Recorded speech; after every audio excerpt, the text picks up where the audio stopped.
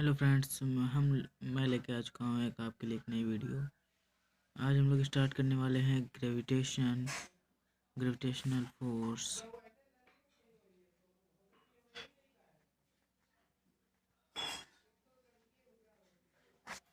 Gravitation पढ़ने वाले हैं। ओके, तो ग्रेविटेशन में क्या हुआ था, जैसे आप लोगों को पता होगा कि एक स्टोरी बहुत ही फेमस है कि एक बार क्या हुआ था कि एक बार जो न्यूटन थे वो पेड़ के नीचे बैठे हुए थे और उनके सर के ऊपर आके एक एप्पल गिरा था। ये मान लो न्यूटन है भाई, न्यूटन तो अपने बैठे ही रहते हैं।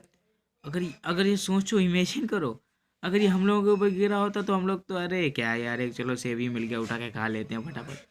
लेकिन नहीं, जो साइंटिस्ट होते हैं वो थोड़ा क्रिएटिव माइंड के होते हैं। उन्होंने सोचा कि जो एप्पल है वो नीचे ही क्यों आया, उसको इधर चला जाना चाहिए था, इधर चला जाता, ऊपर चला जाता, नीचे ही आखिर क्यों गिर रहा है। यही उनके बस एप्पल गिरने से ही उनका सारा दिमाग खुल गया। तुरंत उनके दिमाग में एक फोर्स आ गया। वो कौन सा था? ग्रेविटेशनल फोर्स, गुरुत्वाकर्षण बल। अब ग्रेविटेशनल फोर्स होता क्या है, इसको समझ लेते हैं। कोई भी ऑब्जेक्ट है, न्यूटन ने कहा कि कोई भी ऑब्जेक्ट है उसे पृथ्वी अपनी केंद्र की ओर खींच रही है। किधर? अपने उसे सेंटर की ओर खींच रही है। प्रत्येक ऑब्जेक्ट को अपने सेंटर की ओर खींच रही है। तभी तो हम लोग पृथ्वी के चारों ओर रहते हैं, नहीं तो फिर गिर नहीं जाते। इधर वाले तो नीचे तो गिर जाना चाहिए, नहीं, वो अपने सबको सेंटर की ओर खींच रही है। इधर वाले जो पीपल्स हैं वो सोचते होंगे कि इधर वाले गिर जाने चाहिए, और जो हम लोग हैं वो सोचते हैं इधर वाले गिरना चाहिए, लेकिन ऐसा नहीं है, कोई नहीं गिरता है। अब इस जो फोर्स होता है, उस फोर्स को पहले हम लोग फार्मूला लिखते हैं, F=G m1 m2 upon are square. Okay, अब यहाँ पे F क्या है? F है gravitational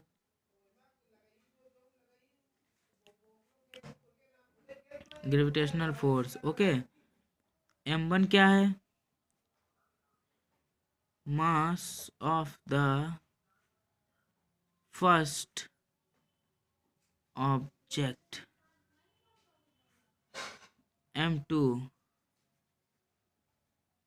mass of the second object.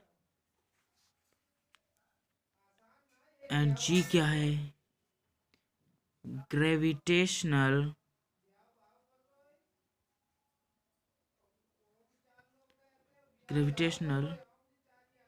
Constant. अब कांस्टेंट जो भी होते हैं उनकी वैल्यू फिक्स होती है। 6.67 into 10⁻⁻11 newton newton metre square upon KG square. Newton metre square upon KG square. और जो आर है, आर क्या होती है? आर होती है डिस्टेंस। जो ऑब्जेक्ट्स हैं उनके बीच की दूरी। देखो यहाँ पे समझ लो, ये दो ऑब्जेक्ट हैं m1 m2, इनके बीच की दूरी r। ठीक, समझ गए भाई? अब ये तो समझ गए हैं। अब हम लोग क्या करते हैं, अब कहोगे सर ग्रेविटेशनल एक्सेलरेशन का भी बता दीजिए। चलो भैया, gravitational acceleration. Okay, gravitational acceleration को हम लोग स्मॉल जी से डिनोट करते हैं, जबकि जो हम लोग का ग्रेविटेशनल कांस्टेंट है उसको कैपिटल जी से डिनोट करते हैं। ये आप लोग याद रखना, तो बहुत ही कन्फ्यूजन होता है।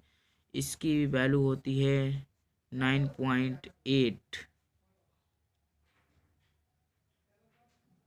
मीटर। मीटर, अरे मीटर लिख जा पूरा, मीटर अपॉन सेकेंड स्क्वायर। और यही जब सेकेंड ऊपर जाता है तो इसी को हम लिख सकते हैं माइनस में चला जाता है, क्योंकि ऊपर जाता है तो माइनस में उसकी वैल्यू हो जाती है। ओके, अब जैसे हम लोगों की बुक में क्या, जैसे एक हम लोगों से पूछा जाता है कि यदि दो ऑब्जेक्ट्स हैं एक हम लोग मान लेते हैं 20 kg का, 20 kg का है, ओके। एक मान लेते हैं हम लोग 1 kg का है। यदि इन दोनों ऑब्जेक्ट्स को M1 एंड M2 को ऊपर से मतलब कि ऊंचाई से गिराया जाए, ओके, यदि वहाँ पे वायु ना हो, क्योंकि देखो जो एयर है उसका इफेक्ट आवश्यक मतलब कि जरूर ही पड़ेगा, ओके। इसलिए यदि इनको समान मतलब कि जो समान ऊंचाई से गिराया जाए, जितनी ऊंचाई इसकी रहे उतनी ऊंचाई इसकी रहे, तो ये लोग जमीन पे जो हैं दोनों ऑब्जेक्ट्स एक ही समय पे गिरेंगे। ऐसा क्यों? अब आप लोग कहेंगे सर ये तो गलत है, जो भारी है वो पहले गिरना चाहिए, हल्का वाला बाद में गिरना चाहिए। नहीं, ऐसा इसलिए नहीं होता है क्योंकि जो अपने ग्रेविटेशनल एक्सेलरेशन की वैल्यू है, ग्रेविटेशनल एक्सेलरेशन की वैल्यू ग्रेविटेशनल एक्सेलरेशन की वैल्यू m पे डिपेंड नहीं करती। ये दोनों ऑब्जेक्ट्स के m मतलब कि मास पे डिपेंड ही नहीं करती है। अब कहोगे सर यहाँ पे तो m लिखा है, ये m mass of the earth है। ये m क्या है? Mass of the earth. क्या है? Mass of the earth. याद रखिएगा, इसमें बहुत ही कंफ्यूजन होता है कि ऊपर से कैसे गिरती है, इसमें कुछ लोग अपना दूसरा लॉजिक बताते हैं, बट ये इसका रियल लॉजिक है। क्योंकि जो g की वैल्यू है मतलब कि ग्रेविटेशनल एक्सेलरेशन की वैल्यू है 9.8 मीटर पर सेकंड स्क्वायर। इसका मतलब कि ये जब कोई वस्तु ऊपर से गिरती है तो उसकी हर सेकंड में, एक सेकंड में 9.8 मीटर उसकी जो स्पीड है उसमें वृद्धि हो जाती है, ओके। इसको लमसम 10 मीटर मान सकते हैं।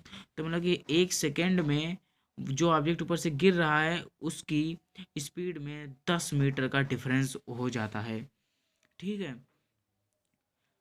इसीलिए इसलिए फ्रेंड्स ये दोनों एक साथ गिरते हैं। क्यों क्यों गिरते हैं, यदि सर वो आपसे पूछेंगे तो आप लोग कह दीजिएगा सर क्योंकि जो ग्रेविटेशनल एक्सेलरेशन है उसकी उसका जो ग्रेविटेशन एक्सेलरेशन इन मास पे डिपेंड नहीं करता है। ग्रेविटेशन एक्सेलरेशन मास पे डिपेंड नहीं करता है। अगर सर कहें कैसे, तो ये फॉर्मूला उनको बता दिया, G=G m1/r²। M1 यहाँ ME यहाँ पे भी लिख सकते हैं, ME मतलब mass of the earth. Okay friends, उम्मीद करता हूँ ये आपको अच्छी लगेगी। मिलते हैं अगले वीडियो में।